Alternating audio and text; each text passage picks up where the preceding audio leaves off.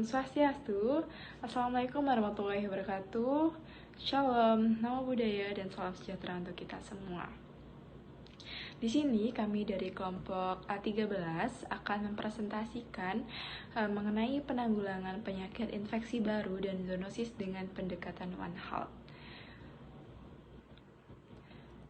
Presentasi ini merupakan bentuk video untuk pemenuhan penugasan kesehatan masyarakat veteriner dan One Health berupa case-based learning. Next slide. Yang saya hormati dosen mata kuliah Kesmafet dan One Health itu ada Dr.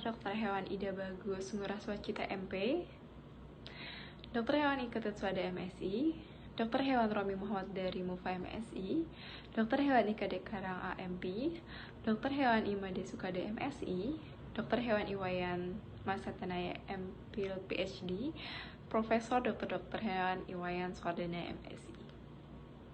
Next slide.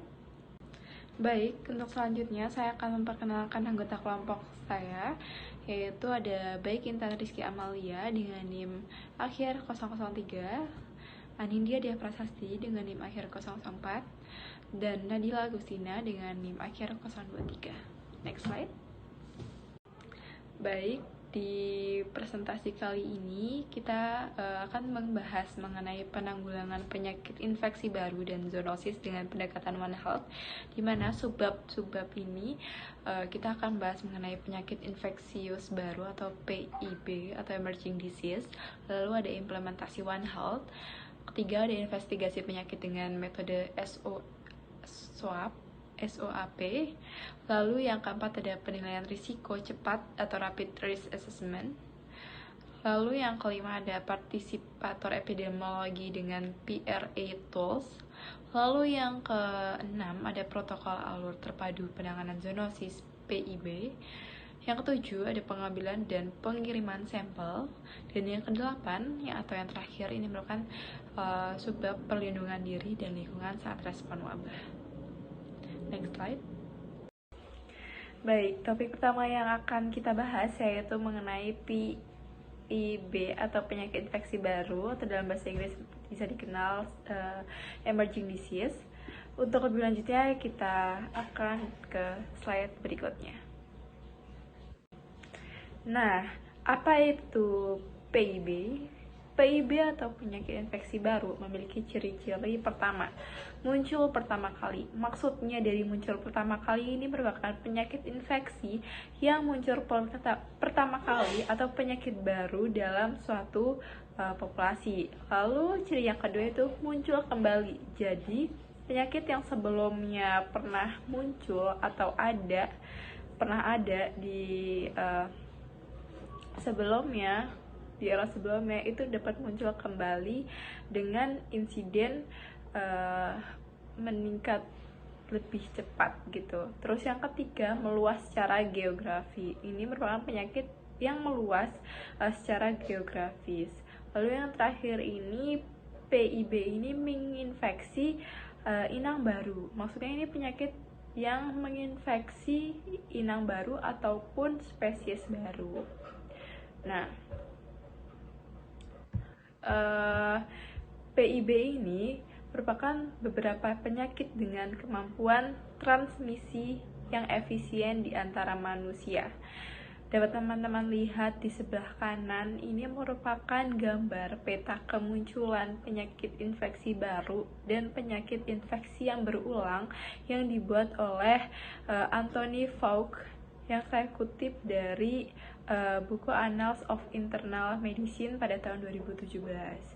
Nah, PIB ini dapat menjadi perhatian kesehatan masyarakat dan kesehatan global karena berpotensi menjadi penyebab epidemi ataupun pandemi. Keberadaan mereka ini berdampak bagi sektor-sektor seperti ekonomi, sosial, maupun kesehatan.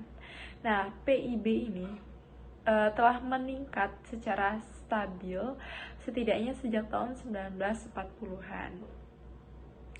Nah, peningkatan ini konsisten dalam jumlah kasus PIB yang zoonosis terkait dengan satwa liar. Nah, ada kaitannya dengan zoonosis. Apa itu zoonosis? Zoonosis ini merupakan penyakit atau infeksi menular secara alami dari hewan ke manusia ataupun sebaliknya manusia ke hewan.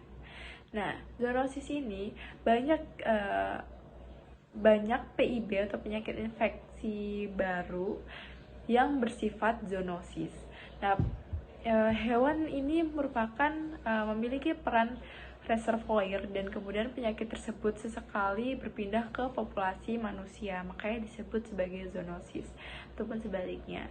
Nah, sebagai contoh, sebagian besar virus yang baru muncul ini bersifat zoonosis, sedangkan virus-virus lainnya mungkin telah beredar lama tetapi dalam suatu spesies ini tanpa dikenali. Nah, bagaimana sih cara penularan zoonosis itu?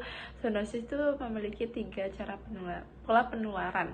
Nah, pola penularan pertama ini merupakan antropozoonosis, artinya penyakit yang menular dari hewan ke manusia. Contohnya itu ada rabies, antraks, terus ada brucellosis. Lalu pola penularan yang kedua itu ada zooanthroponosis.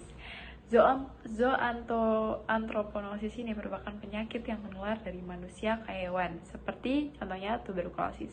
Dan yang terakhir itu ada amphisenosis. Ini merupakan dimana penyakit infeksi yang bersirkulasi di antara hewan dan di antara manusia. Contohnya seperti Staphylococcus, Streptococcus, dan masih banyak lainnya. Nah, cara penularan dari zoonosis ini sendiri itu ada 3, yaitu secara langsung, tidak langsung, maupun konsumsi pangan yang berasal dari hewan yang terinfeksi. Nah, maksud cara penularan secara langsung ini merupakan bentuk kontak dengan hewan yang terinfeksi ataupun dari aerosol saat hewan bersin maupun batuk. Lalu yang kedua itu secara tidak langsung, di mana penularan zoonosis ini terjadi melalui perantara baik hewan arthropoda yang tidak menjadi vektornya maupun perantara yang berupa benda-benda mati seperti air, tanah, ataupun benda lainnya. Lalu yang ketiga itu ada konsumsi pangan yang berasal dari hewan terinfeksi. Maka alangkah baiknya mengolah makanan yang berasal dari hewani itu diproses dengan sangat-sangat benar, seperti memasak daging, dipastikan itu sudah benar-benar matang gitu. Oke, kita next slide. Nah, di next slide atau slide berikutnya ini kita akan bahas mengenai komponen istilah. Ini ada 6 komponen istilah dalam PAB atau One Health gitu. Ini ada driver, spillover, spillback, amplification, interface, and hotspots. Jadi driver atau pemicu ini merupakan faktor yang mendorong munculnya penyakit, sedangkan spillover ini merupakan perpindahan agen penyakit dari host inang alami ke host domestik ataupun manusia.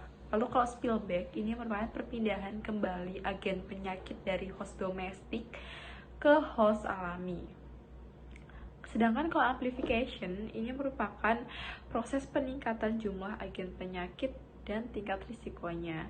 Lalu interface ini merupakan bentukan area kontak seperti suatu tempat, area, habitat yang merupakan tempat bertemunya intraspesies ataupun intraspesies antara host alami dengan host domestik, sehingga memungkinkan terjadinya spillover gitu.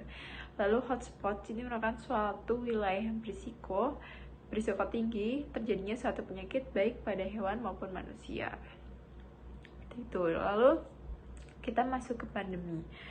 Nah, apa aja yang menjadi faktor-faktor pandemi? Jadi faktor-faktor pandemi ini ada 3, yaitu transportasi, populasi, terus ada interaksi. Nah, jadi dunia ini kan hanya satu. Jadi transportasi ini menjadi salah satu faktor utama gitu ya, karena semakin pesatnya perkembangan, semakin tingginya suatu perkembangan dunia maupun negara masing-masing, ini menjadi transportasi ini semakin lebih maju gitu. Nah, transportasi ini kan dapat menghubungkan antar lokasi, jadi dapatlah atau menjadi peluang penyebaran infeksi tersebut. Lalu populasi. Nah, populasi ini dimana dengan semakin padatnya populasi ini, maka memungkinkan penyakit ini bersirkulasi lebih tinggi. Lalu yang ketiga itu ada interaksi. Nah, interaksi ini dibagi menjadi dua, yaitu interaksi pertama ini interaksi dengan manusia dengan alam, satwa liar, hewan kesayangan maupun ternak. Lalu interaksi kedua ini interaksi manusia dengan agen penyakit, lingkungan, dan host. Tuh. Oke, kita next slide. Oke, di slide selanjutnya kita akan bahas mengenai tahapan pandemi. Nah, tahapan pandemi terbagi menjadi 4 fase, yaitu fase interpandemi, fase siaga, fase pandemi, dan fase transisi. Nah, tahapan pandemi, fase pertama itu adalah interpandemi, di mana periode ini merupakan suatu pandemi dengan pandemi sebelumnya. Jadi sebelumnya itu pernah mengalami pandemi, dan di posisi sekarang dia itu ada di suatu pandemi seperti itu. Jadi periode di antara suatu pandemi dengan sebelum pandemi, dengan pandemi sebelumnya seperti itu. Lalu kedua adalah fase siaga, di mana fase siaga ini merupakan fase yang saat penyakit baru atau tipe subbaru teridentifikasi pada manusia. Nah, pada fase siaga ini merupakan penilaian risiko pada semua tingkatan, baik lokal, nasional maupun global. Lalu yang ketiga itu ada fase pandemi, di mana fase ini terjadi penyebaran penyakit baru atau subtipe baru secara global. Ini alert gitu. Jadi siaga dan pandemi yang terjadi secara cepat dan bertahap sebagaimana diindikasikan oleh hasil penilaian risiko secara global berdasarkan penilaian virologi, epidemiologi maupun data klinisnya. Lalu yang ketiga adalah fase transisi. Ini merupakan tahapan rehabilitasi yang berbeda di setiap negaranya. Jadi negara-negara setiap bagian dunia itu memiliki tahapan-tahapan rehabilitasi atau fase transisi dalam menghadapi pandemi itu berbeda-beda tergantung kondisi negaranya masing-masing. Jadi Indonesia termasuk fase apa? Jadi untuk selanjutnya itu adalah implementasi dari One Health. Nah, One Health ini merupakan keterkaitan antara manusia, hewan, maupun lingkungan. Nah, One Health ini ada konsep, strategi, dan pergeseran. Nah, konsep dari One Health ini merupakan membangun kolaborasi dan komunikasi lintas sektor. Lalu untuk strateginya, ini merupakan membangun hubungan dan kemitraan antara profesional. Dan yang terakhir ini adalah pergeseran, maksudnya itu mengutamakan keterkaitan antara manusia, hewan, maupun lingkungan. Nah, tujuan dari implementasi One Health ini merupakan meningkatkan kesehatan manusia, hewan, maupun lingkungan. Nah, pendekatan One Health ini dapat berupa pencegahan dan pengendalian penyakit, perbaikan keamanan pangan dan kualitas air, lalu mendukung produk pertanian yang berkelanjutan. Mungkin itu presentasi dari saya. Untuk selanjutnya akan saya serahkan ke teman saya. Selanjutnya yaitu bagian C, ada investigasi penyakit dengan metode swab. S yang berarti subjektif, O yang berarti objektif, A assessment, dan P adalah plan. Subjektif sendiri adalah observasi subjektif, merupakan penilaian kualitatif mengenai peternakan termasuk isu-isu manajemen, tingkah laku unggas berdasarkan observasi dan pencarian fakta di lapangan. Observasi objektif, komponen objektif adalah untuk merangkum data kuantitatif yang cukup banyak, termasuk data produksi vlog dan kinerja, pemeriksaan klinis unggas, dan hasil lab. Kemudian ada assessment atau penilaian. Komponen ini merangkum permasalahan yang telah diidentifikasi pada S dan O sebelumnya, yaitu subjektif dan objektif, dalam bentuk daftar poin-poin yang menjadi prioritas dalam penilaian. Selanjutnya ada plan, yaitu perencanaan. Perencanaan secara khusus menyasar tiap permasalahan yang ditemukan pada fase penilaian, termasuk langkah-langkah yang akan diambil untuk mendapatkan diagnosis yang tepat. Beberapa perencanaan tersendiri ada pun sebagai berikut, yaitu rencana pengobatan, rencana peningkatan produksi, rencana vaksin, rencana biosecurity, dan rencana manajemen. Selanjutnya ada subbab D, yaitu penilaian risiko cepat atau rapid risk assessment. Rapid risk assessment sendiri terdapat 3 poin penting, yakni hazard, risiko, dan faktor risiko. Hazard sendiri adalah bahaya atau sesuatu yang membahayakan. Kemudian ada resiko, yakni peluang bahaya tersebut yang menjadi membahayakan. Yang terakhir ada faktor resiko. Faktor resiko sendiri mempengaruhi peluang terjadinya bahaya dan tingkat resiko. Selanjutnya ada subbab E, yaitu participatory epidemiologi dengan PRATools. Subbab E ini sendiri terbagi menjadi 4 poin inti, yaitu pertama ada participatory epidemiologi atau disingkat PE, adalah menjalankan epidemiologi di lapangan dengan melibatkan masyarakat. Yang kedua yaitu konsep PRATools dilakukan untuk mengumpulkan data. Yang ketiga, penggunaan participatory epidemiologi untuk mendukung kebutuhan parameter. Dan yang terakhir yang keempat yaitu ada teknik PE dan tools yang dipakai, yaitu ada teknik interview, teknik visualisasi, teknik scouting, dan yang terakhir triangulasi. F. Protokol alur terpadu penanganan zoonosis. Di sini kita akan membahas 4 penanganan kasus. Yang pertama ada tata laksana kasus penanganan rabies secara terpadu. Yang kedua ada tata laksana kasus penanganan antraks secara terpadu. Yang ketiga ada tata laksana kasus penanganan avian influenza secara terpadu. Dan yang terakhir tata laksana kasus penanganan penyakit infeksi baru secara terpadu. Nah, di sini kita akan membahas tata laksana kasus penanganan rabies secara terpadu. Kita akan membahas 3 indeks kasus. Yang pertama itu indeks kasus dari manusia. Nah, deteksinya itu kita dapat melihat dari gigitan hewan penular rabies melalui anjing. Dan yang kedua, penanganan luka gigitan, pemberian FAR, pemberian SAR dengan menentukan tingkat resiko tinggi atau rendahnya. Selanjutnya melakukan penyelidikan epidemiologi untuk menentukan besaran kasus, populasi terancam, dan sebarannya.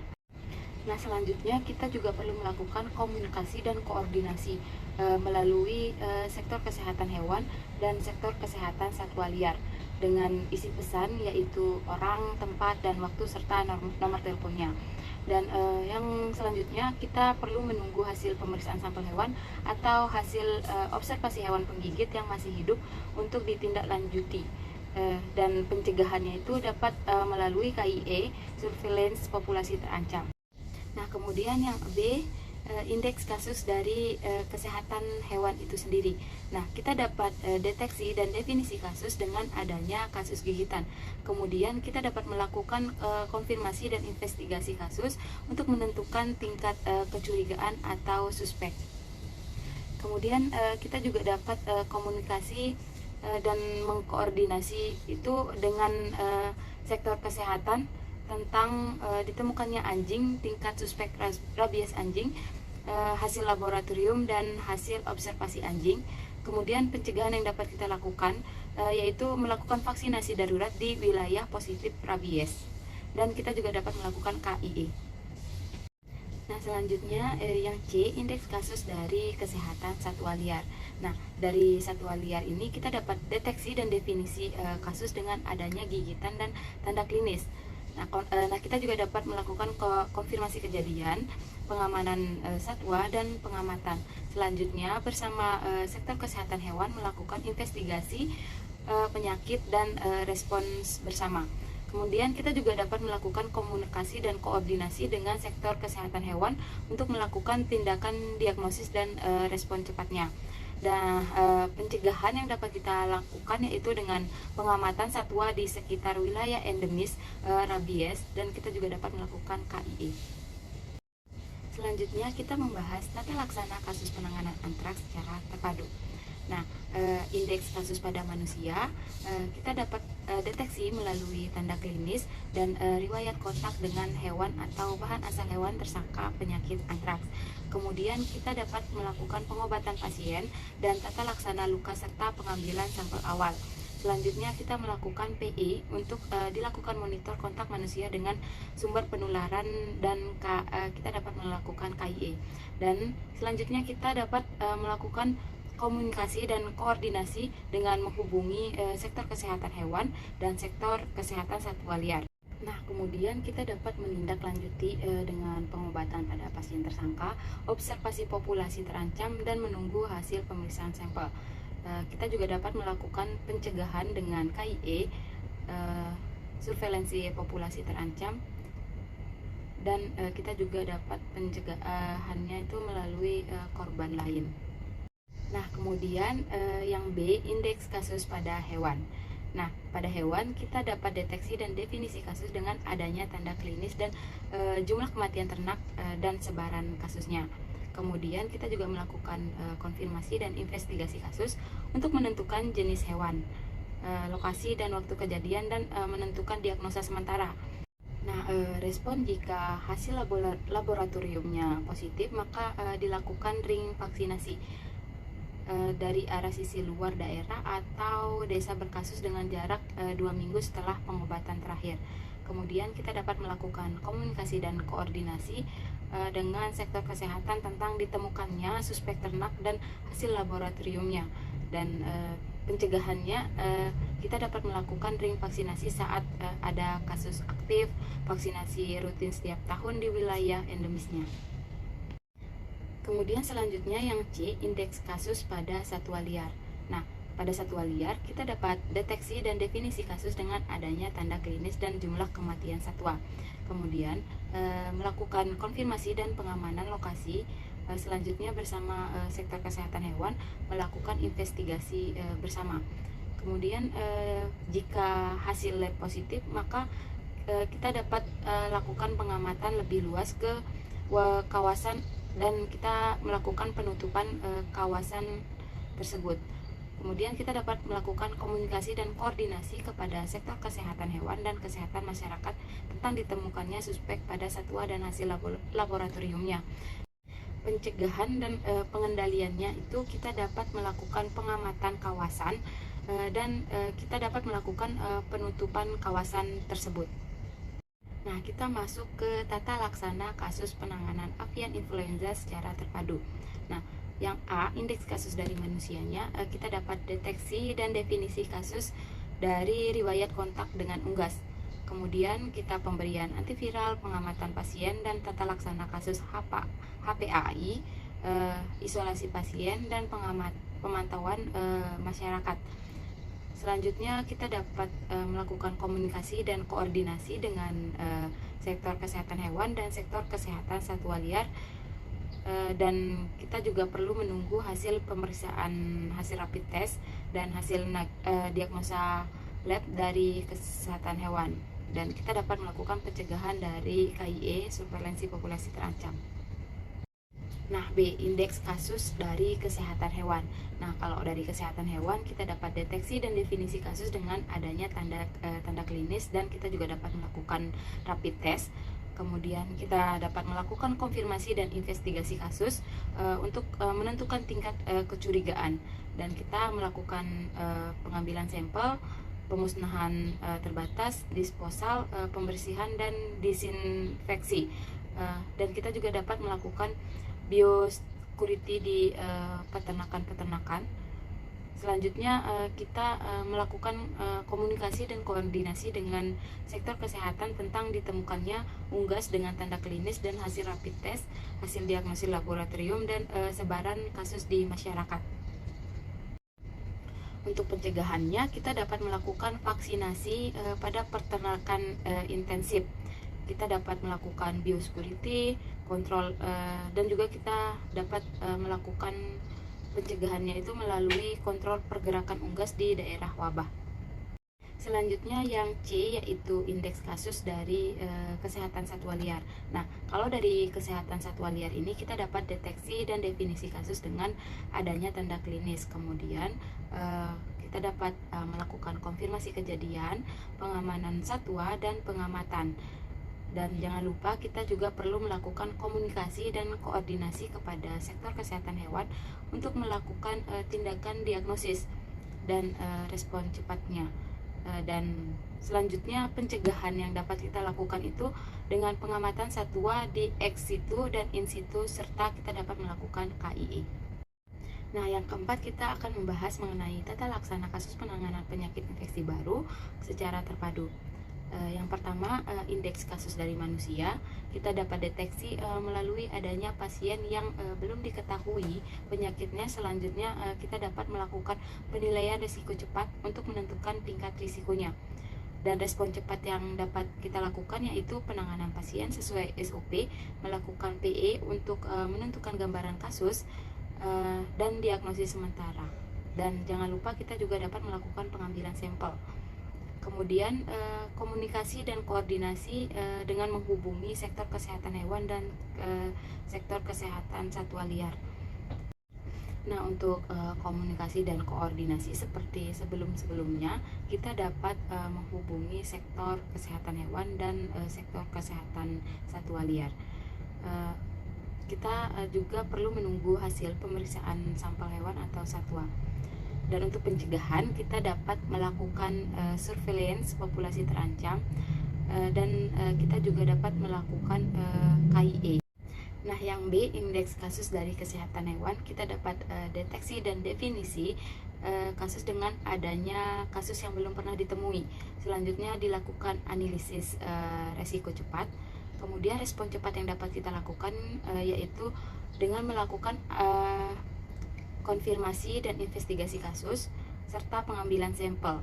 Kemudian jangan lupa juga kita melakukan komunikasi dan koordinasi dengan sektor kesehatan tentang ditemukannya kasus yang belum pernah ditemui di tengah masyarakat. Nah, pencegahannya kita dapat melakukan monitoring kasus secara intersip.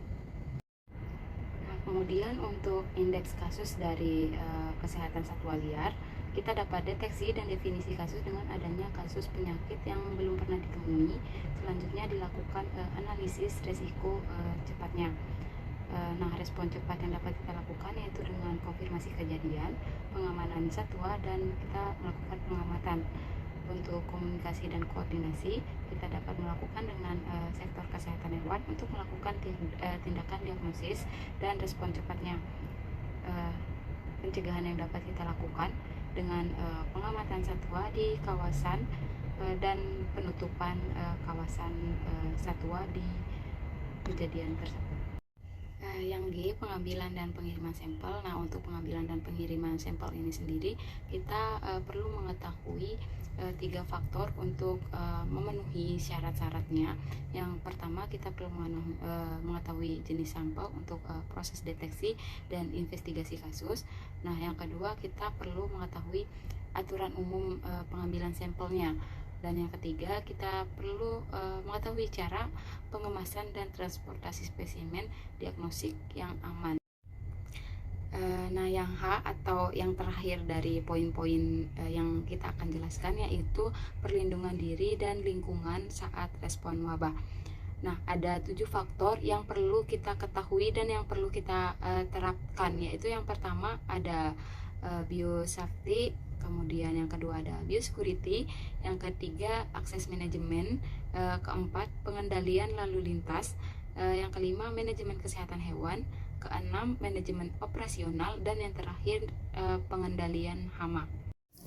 Kesimpulan dari kelompok kami yaitu penanggulangan penyakit infeksi baru dan zoonosis dengan pendekatan One Health dapat diinvestigasi dengan metode SOAP. Kemudian dilanjutkan dengan rapid risk assessment yang melibatkan banyak peran masyarakat dengan menerapkan alur terpadu penanganan zoonosis. Karena masyarakat awam tidak terlalu akrab dengan zoonosis, Nah, langkah yang harus diambil oleh tenaga kesehatan dokter hewan yaitu harus melakukan sosialisasi terlebih dahulu. Selain memperhatikan keamanan masyarakat, petugas juga harus menggunakan perlindungan diri yang aman dari ancaman penyakit menular atau wabah. Nah, ini merupakan video dari kelompok 13. Terima kasih sudah menonton. See you.